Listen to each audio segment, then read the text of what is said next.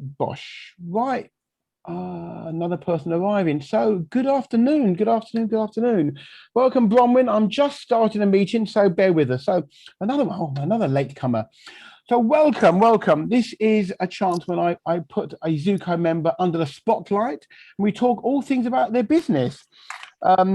The idea of the concept was that those frequently asked questions, we all get questions we are frequently asked about our business or our industry. So let's ask the person the questions. And Rebecca's given me 8 perfect questions so far, which I should run through. Now, I've known Rebecca for a long time. I realized we were both in our 40s when we met. Do you realize that, Rebecca? That makes you think, doesn't it? That makes you think we're in our 40s. Can you believe it? But anyway, so Rebecca and I met networking at Putney to BNI.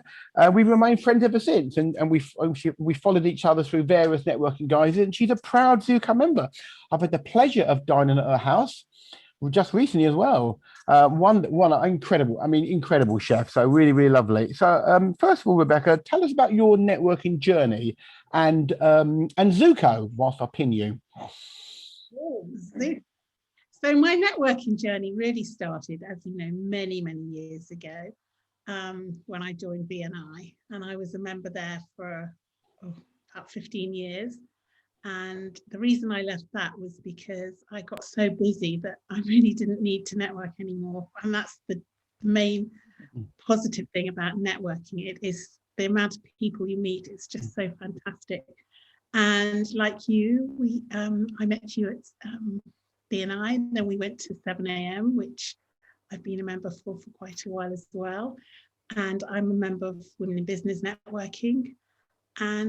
But the best of all is Zoco, of course. And I love your meetings. I love all the people I've met here.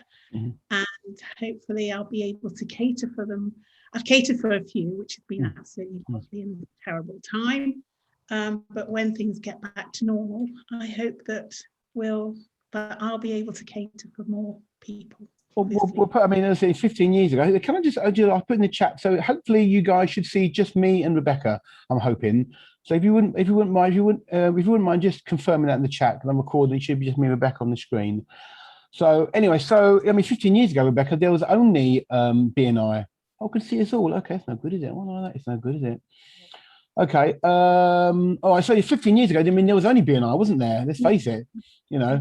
All right. Okay. Let's try and get that again. Well, I'm going to do that. So I'm just going to do their spotlight. There you go. Spotlight. I need a spotlight. You're even better. Look at that. So, okay. So first of all, Rebecca, how did you enter catering? Gosh, I can hardly remember. It's such a long time ago.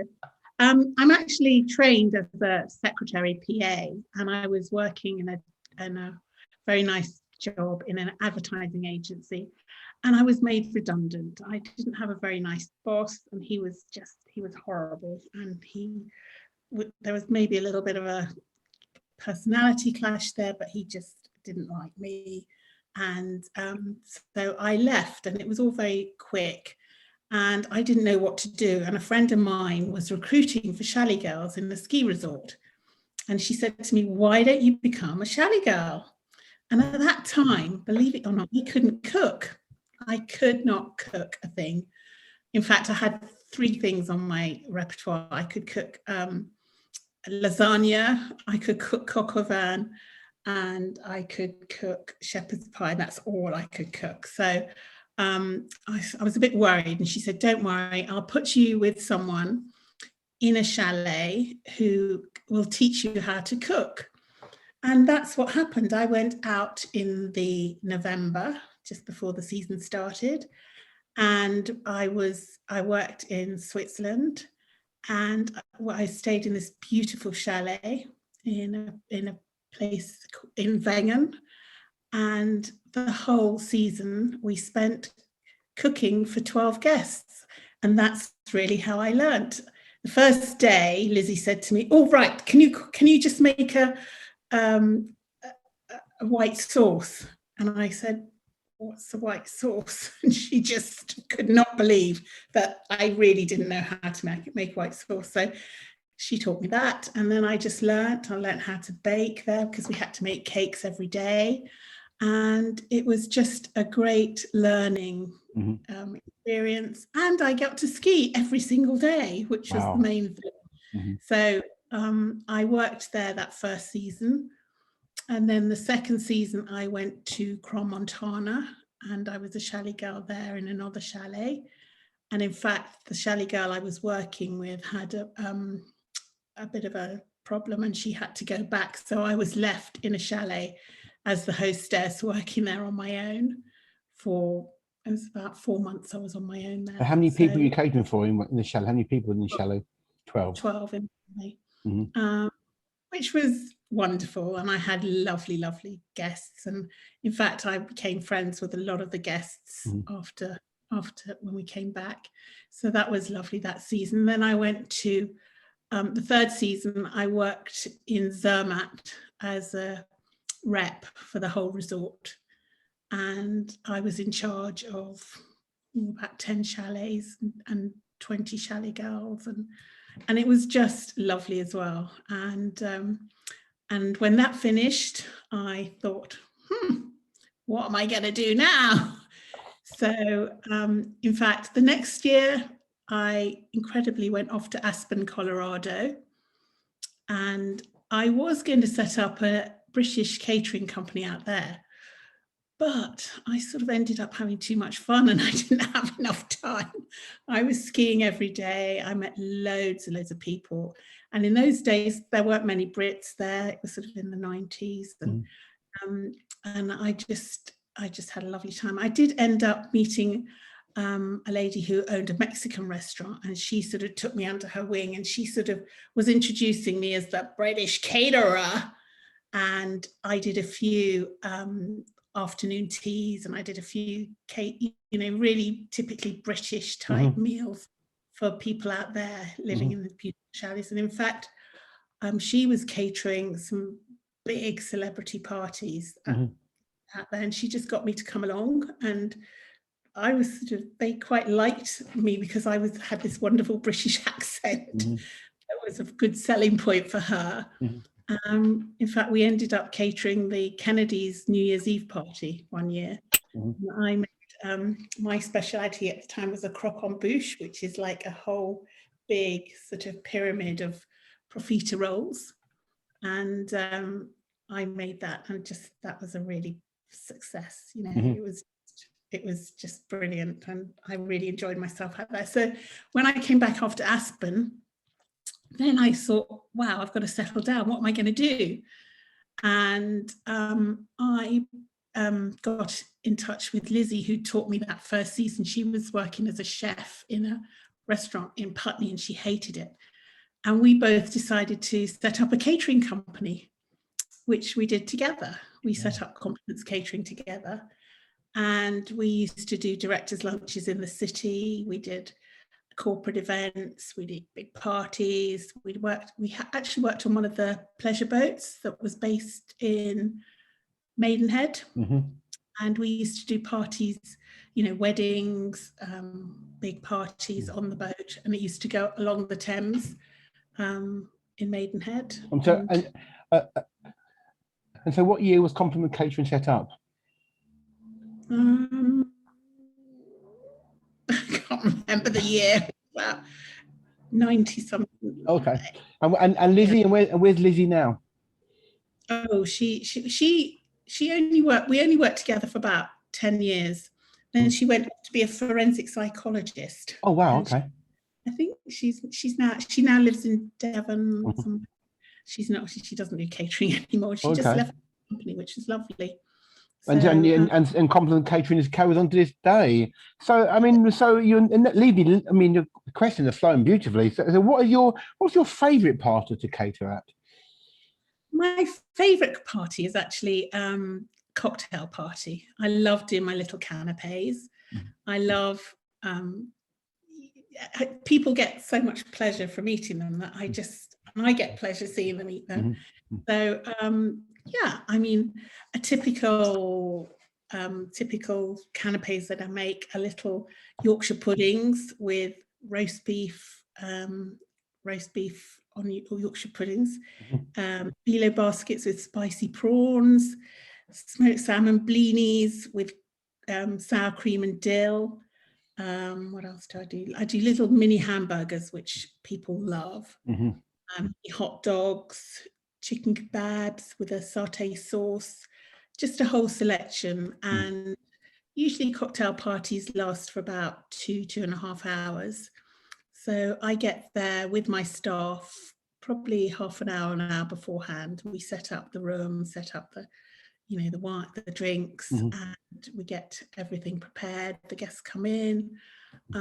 I have a lovely team of, actually my team of staff are mostly Portuguese, and they've worked with me for years, and they know how I like to work. They know my, what has to be done. So we just go in somewhere, set everything up, and the food is served, drinks are served as well.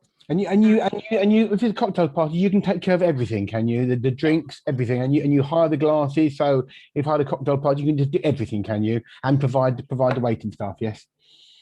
Yeah, and if we need a marquee or gazebos or tents or anything, we can get that. Tables, chairs. I've been using a hire company based in Wimbledon, actually, called Gorgeous Hire. I've used them for years. Oh, okay, yes, that's in Wellington Road. I know them. Of course, yeah.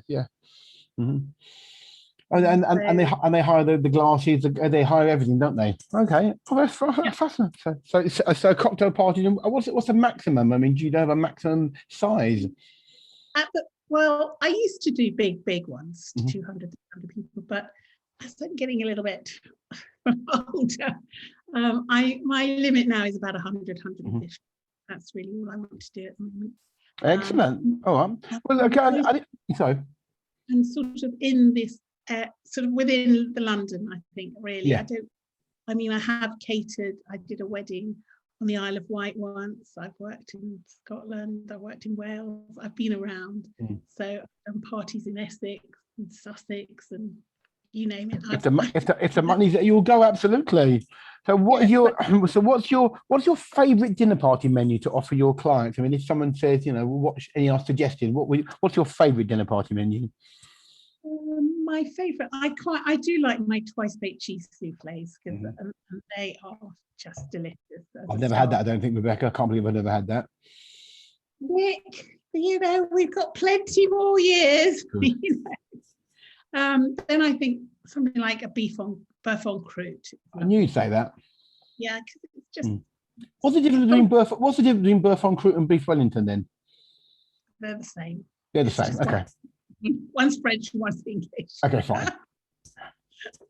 Beef en croûte. Yeah. Is exact. And you can charge more. That's a trick question. Yeah, and you can charge more for beef en croûte, can't you? Absolutely.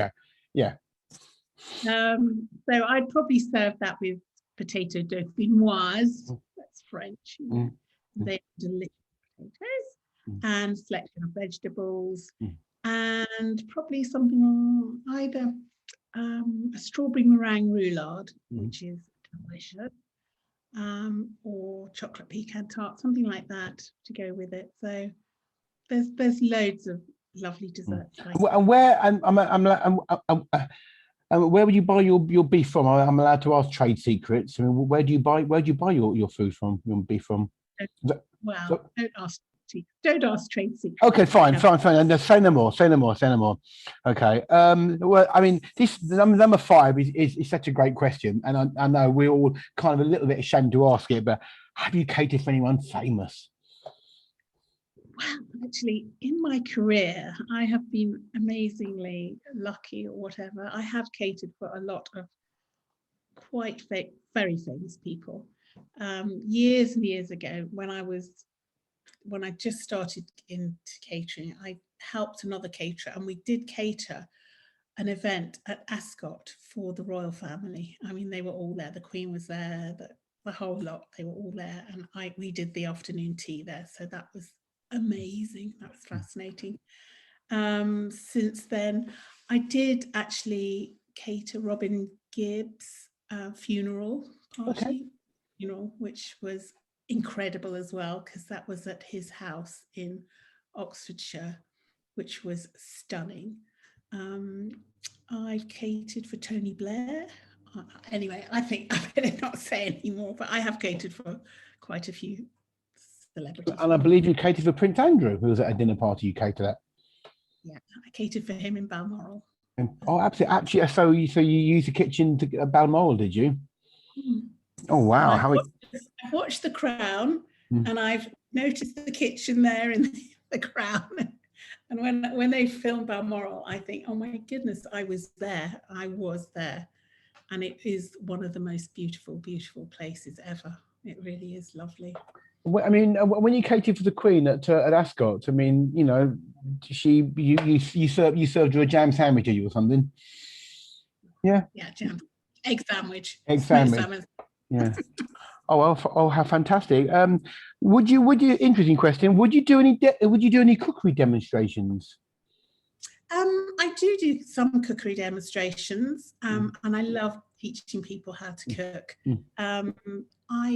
I'm quite like to teach teenagers, maybe youngsters going off to university, easy recipes just like a bolognese, or how to make if you get the mince, how to make a shepherd's pie, lasagna, and just easy things that they'd love. As I said, spaghetti bolognese is always a great one to teach. Yeah. So just show them how to, cook for themselves at a easy way.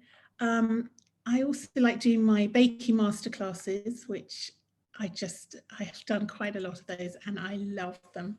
And what happens is I cater about, it's like 5 different cakes. So I do a chocolate roulade, I do a pavlova, lemon drizzle cake, sugarless carrot cake, and I do some fairy cakes as well. And Alex is laughing because she's actually been on one of them, and I think she quite enjoyed it. So have I. Absolutely. So when you can, you'll have 5 or 6 people around to your house, and we'll cook and eat them afterwards. Yeah. Yeah, it's about always 10 to 12. I can do 10 to 12 here. Yeah. Or I can go to people's house kitchens and work in their demonstration in their kitchens. And it is fun because we bake all the cakes. It's all hands-on. You can all do it as well, and then we get to eat them. So we do. That's the fun part. I've made the lemon drizzle cake myself, and it's fantastic. I mean, again, I hope you don't mind me saying, but I mean, I think that the technology side is not, you're not totally comfortable, so you're happy to record it and stuff, but sometimes, I mean, I've been to your place and we recorded your lemon drizzle cake online, so it's sometimes not that easy, is it? To how to cook and stuff, but the technology and recording it and where to put it, that's a bit difficult, isn't it? Sometimes. I don't, I'm not sure which side looks which is my best side, and Well, certainly the lemon drizzle cake, we must find that, because that was spectacular. And and I'm not a chef at all, but I think the tip you told me to buy that rubber cake from Amazon, and that was the game changer. It was the metal one, the one that changes size. Absolutely fantastic. And I have made it, and I think most of all your food, mentioned sugarless carrot cake, but most of your food is traditional, good, food that you don't eat every day, But I wish I could. Yeah, I mean, he's a great question. I love that. So, what's your favourite meal to make at home for yourself? What do you love eating? Do you know what? I just love a good Sunday roast. I mean, like we had that Sunday roast, and that is probably my favourite. A lovely roast lamb, roast potatoes, roast vegetables, and just an apple crumble or a rhubarb crumble is just absolutely my favorite thing. So just homely type, easy cooking. When I'm at home, I don't really do a lot of smart cooking, but leave that for work. But yes, no, that is probably my favorite. And I do love doing Sunday lunches. So anyone that wants to come around, let me know. Sounds good. And you recently catered for a Zoco member. You did a dinner party just for 2 people, didn't you? Yeah. And you prepared the food and delivered it. You delivered it to their house, and presumably they warmed it up, did they? Yeah. Yeah. Ooh, it was, yeah. Again, I did the twice baked cheese souffle. It's actually quite a good, easy one to do if I can't be there. I mean, I really don't like doing my dinner parties and not being there. That's all part of my service, is there, and I serve the party, and I make sure the food's looking how I like it to look. But so the I call it like a cook and dump. So the cook I cooked the twice baked cheese souffle, which can easily be reheated up and taste absolutely delicious. Then I did the boeuf bourguignon, which, again, I can cook it here and it can be heated up easily in the oven, and then just vegetables. And I did the tiramisu, which I didn't realize you like tiramisu, Oh, Nick. my word. Yes, absolutely. It's My so favorite. good. It's literally my favorite pudding. But so they had two desserts, did they? Oh no, No, the soup over the starter, was it? Oh wow. they had yeah, the tiramisu was the dessert and the souffle was the starter. Yeah. Wow. So I think like us all, I think our lives have changed. But I remember in the 90s, I used to eat very, very well. I remember we had a garlic souffle once upon a time. I remember many years ago, the Intercontinental on Park Lane. They had a restaurant there, the dining club that used to have there. I used to go there on occasion. I remember garlic souffle. Souffles are spectacularly, and it can be very difficult. They aren't these souffles to make and get right. yeah, yes, But for you, it's no problem. I've had enough of them, Nick. Yeah. In And fact, a souffle can be a starter, or it can be any course. You can't, it basically depends how you make it. yeah. Mm. I was going to find a picture of the souffles in my oven. I can't. Okay, so we got here. What's your best client referral? So who you're hoping to be introduced to? My best referrals are really people that love entertaining but don't like cooking. That's my ideal. So there are so many people that don't entertain because they can't cook. So I think it's just obvious to get in a caterer that can do everything. And then all the client has to worry about is what to wear. And I always say that to my clients, all you have to worry about is what to wear. So how that seems to be like the ideal thing. And in fact, I was talking to a lady this week. We were talking about possibly doing a cocktail party in July. Hopefully, she's hoping for 50 people. And she'd never used a caterer before. And when I said to her, all you have to do is decide what to wear, she's like, I can't believe it. All these years, I've never enjoyed a party. I've never, I've had parties. I have one every year. She said, I've never enjoyed them because I'm always taking things out of the oven, putting things in, pouring drinks, And I said, this time you won't have to do a thing. She said, that just sounds like heaven. And that's really what I do. I just make it easy for the client, and it means that you can enjoy your party. So. And remind everyone of how you sign off for 60 seconds. I have done for 20 plus years. What do you say when you finish your 60 seconds?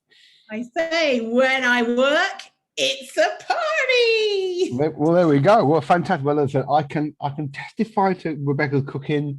I've been to your place several times, and it's absolutely amazing. So we'll remove the spotlight. So here we go. So thank you, Rebecca. So Jill has a question. I do. Hi, I do. You're absolutely right about, not enjoying a party. I had a barbecue for 12 here on Saturday, and I'm in York, everyone. We're not quite allowed to have 12, but we were outside. And honestly, I never sat down. I was so exhausted. It started at 3, and by the time I sat down, it was like 10 o'clock at night. I was absolutely exhausted. So it would have been nice to have you here. I've got a couple of questions. One is, can you provide, so like in the summer, I'll be in the UK and I'm having probably, I don't know, a dozen, maybe 15 for my daughter's 21st, because she's had her 21st during lockdown. Can you provide some items, so if I said, could you provide me with, a couple of big quiches and a couple of this and a couple of that? Do you do that? Yeah. Perfect. Whereabouts are you? Where are you? Well, this will be in Ash near Farnham. I can always pick them up, can't I? Yeah. If they're, yeah.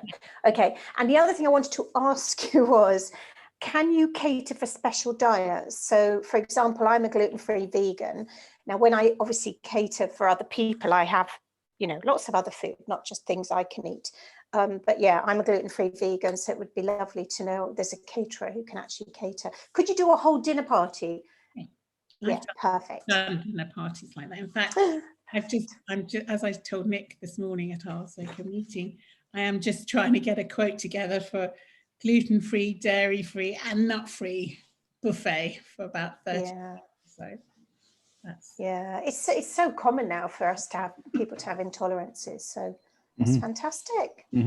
Thank you. Okay, thank you, Jill. Any other questions, guys? I haven't got a question, but I would just like to say I have been to one of Rebecca's cook-alongs and watched her cook various things and being ambidextrous and doing all sorts of things at once. And the food is absolutely amazing. And she gave us all the recipes. And what I can say is that when you watch people make things and you go away and try to do it yourself, it never comes out. But the way that Rebecca teaches it and the way she just does it so naturally, you can do it at home for yourself and you will surprise yourself. I've never been successful with the pavlova. And after Rebecca's teaching, I made a magnificent one. And someone actually asked me where I bought it from. I made it. So thank you, Rebecca. You really are, you do inspire people with the way that you teach. So do some more of it. Yeah, I can testify. I've also been to a house. I did the cooking. I did the cakes, and it was great. It's such a laugh, such good fun. Yeah, and when we can, I mean, we'll definitely start doing it again. I think you said up to 10 people at a time you can get your place. Yeah, is that right? Yeah. 12. Yeah. So yeah, I mean, the chocolate roulade are fantastic. The pavlova for me is not quite my cup of tea, but the lemon drizzle cake and the roulade was spectacular. You know, and just an amazing. A chef. You're a chef, not a cook. Is that right? Yes, chef, not a cook. Yeah, I don't know. Yeah, I'm a chef. A chef, not a cook. Well, I said no. I mean, any other connections, any other collaboration, people that we can connect you to? I mean, you know. Well, sort of places that hold events. I mean, like the cricket club. I think I'm going to talk to Emma. Emma about collaboration there. But anyone that knows any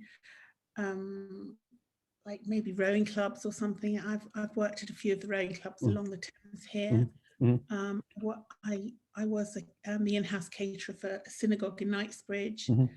I've worked for the Canadian High Commission. I used to be their in-house caterer. It's so difficult these days going into London with food is a nightmare. So yeah.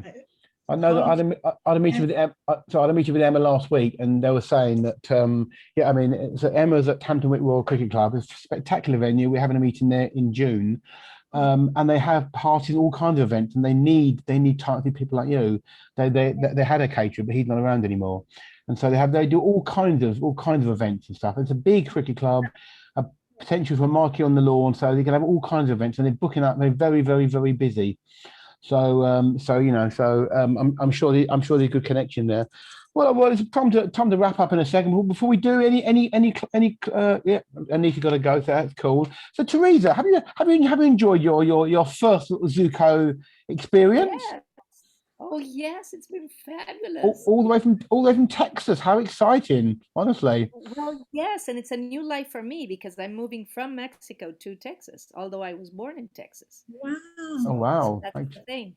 How exciting! So, Rebecca, congratulations! You have something really good. Well, good. Thank you. Well, I will. That's fantastic. I'm going to stop the.